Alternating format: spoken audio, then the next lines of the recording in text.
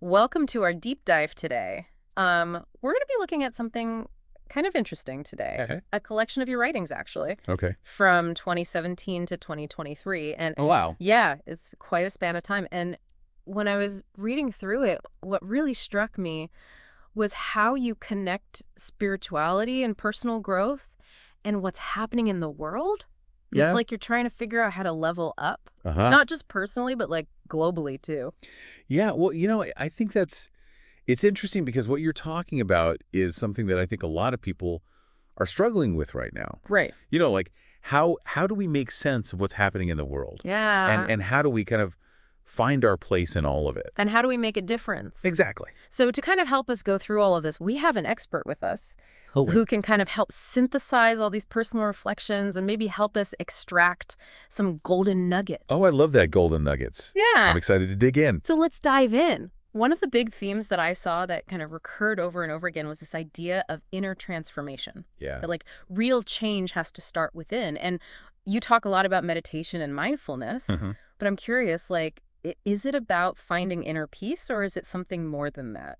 Well, I think it's both, right? I Yeah. mean, when I was looking through the material, it was clear that the author sees meditation and mindfulness as tools Yeah. for managing emotions, Mhm. for finding clarity amid chaos. Uh-huh. But there's also this deeper idea that inner transformation is key to really making a difference in the world. Okay. Like, we have to fix what's going on within ourselves before we can really address what's happening out there. I can see that. It's Right. like you can't pour from an empty cup. Exactly. Yeah. You've got to fill yourself up first. Yeah. And that actually leads to another big theme I noticed, which is the power of kindness. Oh, yeah. And it's interesting because the author doesn't see kindness as just like a nice to have. Yeah. It's almost like a revolutionary act. Yeah. Because some people see kindness as a weakness, Right, but exactly. you're saying it's more like a force for change. Yeah, I think they're arguing that in a world that's often driven by self-interest and competition, choosing kindness is a way to break free Right. from those patterns and actually Yeah. create a more compassionate reality. Okay. That makes sense. Yep. Now, things get really interesting when the author brings in this whole concept of the universe within. Yeah. This idea that we're all interconnected, and it's not just like a spiritual belief. Right. You actually tied into things like quantum physics, which I thought was so cool. Yeah, and that's where you see the author really trying to bridge the gap between spirituality and science. Yeah. They're looking at the interconnectedness of particles at a quantum level Uh-huh. and saying, hey, maybe this is a scientific basis for this ancient spiritual idea Yeah. that we're all part of one big web of existence. Yeah. It's pretty mind-blowing. It is mind-blowing. But sometimes that feels hard to grasp in our everyday lives. Oh, absolutely. It's one thing to kind of intellectually understand it, Yeah. but it's another thing to really feel it and live it. Right. And I think the author is also struggling with that. Oh, yeah, you can definitely see that tension in the writing. Yeah. They see this potential for unity, for interconnectedness. Mm-hmm. But then there's also this frustration with the way we actually operate as humans. The political division, the focus on individual gain over collective well-being. It's like a yearning for something more.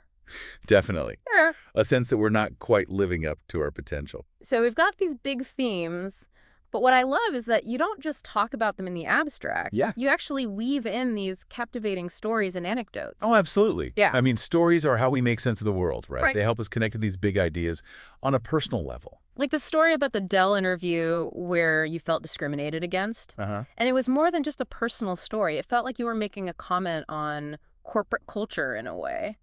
I think that's the power of personal experience, right? Mm. It can illuminate these larger issues. Yeah. And in that story, you can see the author grappling with questions of ethics and how we treat each other, Yeah. even in professional settings. It's a reminder that the way we do business, the way we structure our systems, Yeah. it has real human consequences. Yeah. And then on a totally different note, there are the stories about your grandma Josie. Oh, Grandma Josie. It sounds like she was such a positive influence in your life, teaching you about kindness and faith. Yeah, she was a remarkable woman. She really embodied those values of love and compassion and generosity. And in a way, she represents kind of like this grounding force, a reminder of the power of human connection in a world that can often feel very isolating. Exactly. It's like she was a beacon of light in a sometimes dark world. Yeah. And then there's the shutdown. Your experience with job losses due to government shutdowns. Yeah, that was a tough time. It felt very raw and personal. but also like a commentary on political dysfunction. Absolutely. It shows how these political decisions have very real consequences for everyday people. It creates anxiety, uncertainty, Yeah. fear. It makes you wonder Yeah. if we're all kind of playing the game of life on the easiest setting, as you say later on. Yeah, that's a question that keeps coming up in the writings. Yeah. Are we challenging ourselves enough? Yeah. Are we pushing ourselves to grow both individually and collectively? It's a good question to ponder. Yeah. It's a question that doesn't have an easy answer, Yeah. but it's a question worth asking. It is. It's interesting how you connect these spiritual ideas to like actual science. Yeah. You talk about quantum physics, the impact of our thoughts on our health, even like the microbiome. Right. For some people, those might seem like totally separate worlds, Uh-huh. but you kind of weave them together. I think what's fascinating is that the author isn't just relying on faith or intuition, Right. They're actually looking for evidence and connections across different fields. Yeah. Like when they talk about quantum physics, Yeah. they see parallels between the interconnectedness of particles at a subatomic level. Uh-huh. And the spiritual concept of oneness. Right? It's like science is starting to catch up with ancient wisdom.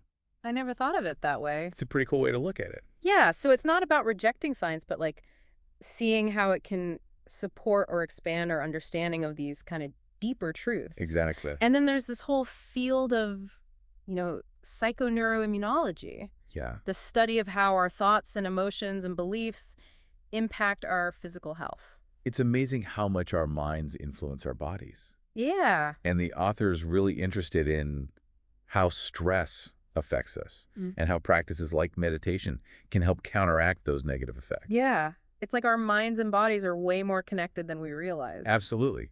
We're not just a bunch of separate parts. Right. Everything is interconnected. And this ties into the microbiome too, right? Oh, yeah, the trillions of bacteria that live in our gut. Okay, I have to admit, I'm not super familiar with that whole microbiome thing. Sure. Can you kind of break that down for me? Yeah, well, think of it this way. You have more bacterial cells in your body than human cells. Yeah. And these bacteria play a crucial role in your health. Okay. They help you digest food, produce vitamins, train your immune system. So a healthy microbiome is basically essential for overall well-being. That's what the author seems to be suggesting. Yeah, Huh, I never realized those little guys were so important. they're pretty amazing. It makes you wonder if we should be focusing more on gut health as part of like our overall wellness plan. It's definitely a piece of the puzzle. Yeah. Now, speaking of interconnectedness, there's another theme that I found really interesting. Oh. Your critique of the current economic system. Yeah. You talk pretty openly about your experiences with layoffs, both from the government shutdown and from private companies. Right. And it felt like you were pointing to this larger problem, this sense that the system isn't really working for everyone. Yeah, there's definitely a sense of frustration there. Yeah. The author seems to be questioning the values of capitalism, particularly its focus on short-term profits and its tendency to treat workers as expendable. Right. It's like in that interview with Dell that we talked about earlier. Exactly. It's not just about one bad experience. It's like it reflects this deeper problem with how companies operate. Yeah, and it leads them to explore alternative economic models, Really? like employee-owned businesses, Interesting. where workers have more ownership and control. So it's not just about complaining about the system, but like actually looking for solutions. Right, trying to create a more just and equitable economy. And I think this goes back to that whole idea of interconnectedness, Absolutely. that our economic systems aren't separate from our personal and spiritual growth. Right, if we want to create a more compassionate world, we need to look at how our economic structures either support or hinder that goal. It's like we can't just focus on our own personal growth without considering the systems and structures that shape our lives. Exactly. It's all connected. It's a lot to think about. There is. Now, on a later note, I have to ask about this analogy that you use a lot in your writings. Okay. Life is a video game. It's such a fun and engaging way to think about personal growth. Well, the author uses that metaphor to illustrate the concept of leveling up. Uh-huh. Just like in a video game, we face obstacles, we learn new skills, and we ultimately progress to higher levels of awareness and understanding. So we shouldn't be afraid to embrace those challenges. Right. Push ourselves beyond our comfort zones because that's how we grow. Exactly. And the author seems to believe that we all have this potential to level up to become more than we are now. I love that analogy. It's empowering, right? It is. And it reminds us that we're not limited by our current circumstances or beliefs. We have the power to choose how we play the game. But it also makes me wonder, like, what does it actually mean to level up in life? That's a great question. Is it about achieving specific goals, or is it something deeper? I think for the author, it's about both. It's Okay. about external achievements, but it's also about expanding our consciousness, deepening our compassion, becoming more aligned with our true selves. So it's about personal growth, but also about contributing to something larger than ourselves, Exactly. making the world a better place. Right. And that brings us back to that big question. Are we playing life on the easiest setting? Yeah. Or do we have the potential to unlock a more challenging and rewarding level? It's like we have a choice. We do. We can stay comfortable and play it safe, Uh-huh. or we can step up and embrace the challenges that come with growth. And I think the author is making a case for choosing the latter Yeah, it's about pushing ourselves to be our best selves. and contributing to a better world. Okay, so we've explored these big themes, connections to science, economics, even video games. It's been quite a journey. It has, but there's one more piece of the puzzle that I'm curious about. Okay. Your exploration of alternative healing modalities. Oh, yeah. You talk about your experiences with meditation, essential oils, even hyperbaric chamber therapy. Right. I'm wondering what drew you to these practices and what you learned from them. Well, I think the author is drawn to alternative healing because they believe in the body's innate wisdom and ability to heal itself. Okay.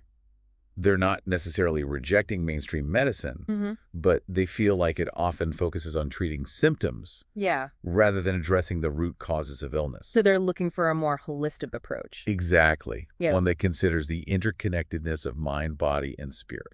I can definitely relate to that. I think a lot of people are looking for ways to take control of their own health Yeah. and explore options beyond the traditional medical model. And that's where things get really interesting. Okay.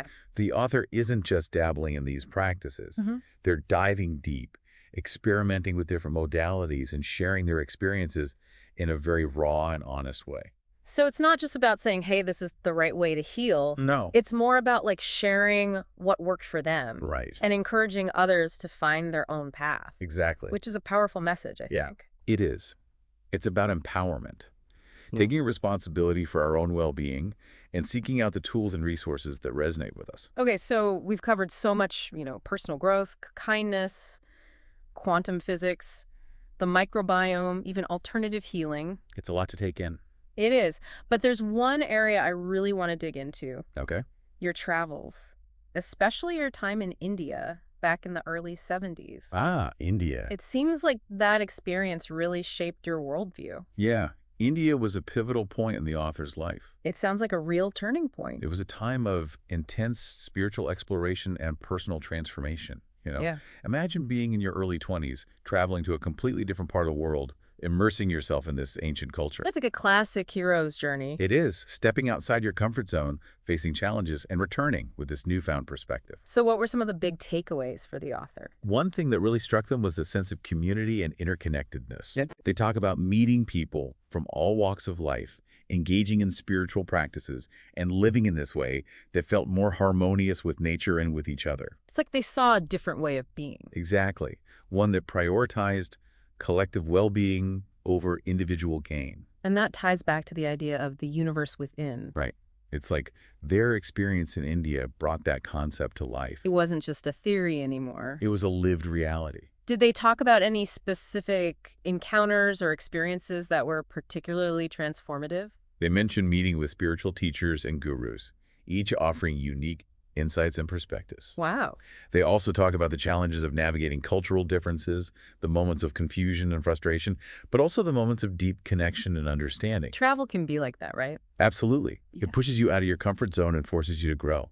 Now, beyond those personal experiences, you also mentioned that the author draws inspiration from specific books and teachings, Yeah. like the Tao Te Ching and the writings of Kabir. Mhm. What role do those texts play in their overall philosophy? I see those texts as providing a framework for the author's beliefs, Okay. like the Tao Te Ching with its emphasis on living in harmony with the natural flow of life. Yeah. It resonates with the author's own emphasis on balance and interconnectedness. So they're finding validation for their own intuitive understanding of the world in these ancient wisdom traditions. Exactly. And it's not just validation, it's also deepening their understanding, finding new ways to express those truths, and connecting to a lineage of wisdom that stretches back centuries.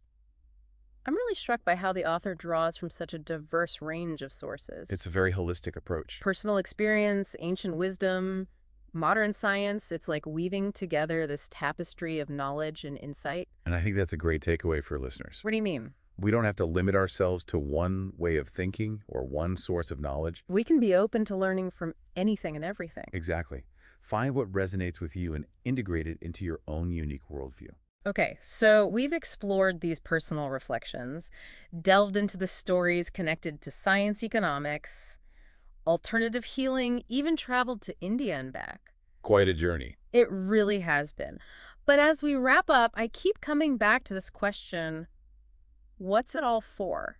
What's the takeaway for the listener? That's the big question, isn't it? It is. And I don't think the author offers a simple answer. Okay. Instead, they leave us with more questions, invitations to continue exploring, to keep seeking deeper meaning and understanding. So it's not about finding all the answers? No, It's about continuing to ask questions. exactly. It's about embodying these principles in our own lives, experimenting with different practices, and seeing what resonates with us. So it's about more than just learning new information. Right. It's about putting it into practice. It's about becoming more mindful, more kind, more aware of our interconnectedness with all things. It's about leveling up. I like that. And in doing so, perhaps we can contribute to creating a world that reflects those values. A world that's more compassionate, more aligned with our true potential. Yeah, exactly. Wow. That's a powerful thought to end on. So as we wrap up this deep dive, I encourage you, the listener, to keep pondering these ideas, to keep exploring, to keep leveling up. And remember, the journey is the destination. Thanks for joining us, and until next time, keep seeking, keep growing, and keep shining your light.